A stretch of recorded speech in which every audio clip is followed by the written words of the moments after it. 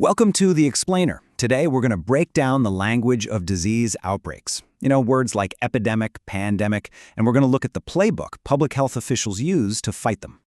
So, let's kick things off with a scenario that is, unfortunately, all too real for many of us. Right, so back in November 2002, this new virus pops up in southern China. And this was the very beginning of what the world would soon come to know as SARS, or Severe Acute Respiratory Syndrome. And because of modern air travel, the spread was just incredibly fast. We're talking a matter of months before the virus was hopping borders and jumping continents. When all was said and done, you're looking at over 8,000 cases and nearly 900 deaths across 12 different countries. It was a really stark reminder of just how connected and vulnerable we all are.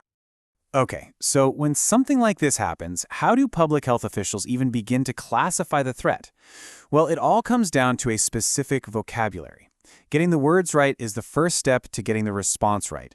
First up, you have something that's sporadic. Think of it like a single stray spark from a fire that just kind of dies out on its own. Not a huge deal. But then you have something that's endemic. This is more like a contained ember that's always glowing in the fireplace. It's there, it's predictable, and it's managed within a certain area. Now, what happens if that ember jumps out of the fireplace and sets the rug on fire? Right. Now you've got an epidemic. This is a sudden, really unexpected spike in cases that goes way beyond what's normal for that area.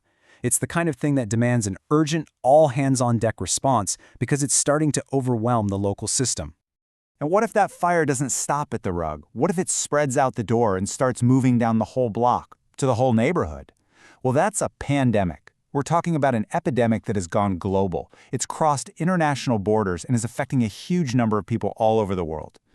So you can see, knowing these terms, sporadic, endemic, epidemic, pandemic, it's absolutely crucial. It's what dictates the entire response. So once an outbreak is identified as, say, an epidemic, what's the playbook?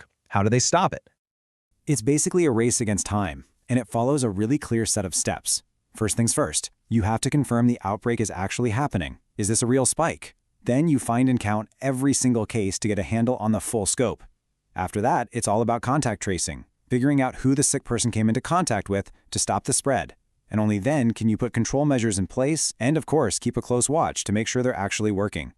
And you know what's wild? These principles of investigation, they're not new at all. In fact, they've been saving lives for well over 150 years. The core ideas have some serious history. Let me show you one of the most famous examples out there. We go back to 1854. London is in the grip of a deadly cholera epidemic. And this physician, John Snow, he does something brilliant. He doesn't just treat patients, he starts mapping where the cases are. And that map was everything. It showed, clear as day, that the deaths were all clustered around one specific water pump on Broad Street. So what did he do? He had the handle of the pump removed. Just like that, he broke the chain of transmission. It's just incredible. This simple act, using data to find the source and then taking action, that is literally the foundation of modern epidemiology. Okay, so that's a great story from history, but how does it all connect back to our modern challenges? Let's bring it back to today. Well, while the core principles are exactly the same, the playing field today has dramatically changed. Back then, the problem was a contaminated water pump in one neighborhood. Today, we're dealing with respiratory viruses that can hop on a plane and cross an ocean in a matter of hours. The speed and scale are just on a whole other level. So here's the bottom line. The language we use, sporadic, endemic, epidemic, pandemic, it's what triggers the right response. And that timeless playbook of finding cases, tracing contacts, and containing the spread, it's still our best strategy. The biggest difference is that modern travel has become a global accelerator. An outbreak anywhere can become a threat everywhere, which means being prepared isn't just a good idea, it's absolutely paramount. And all of this really leaves us with the huge question, doesn't it?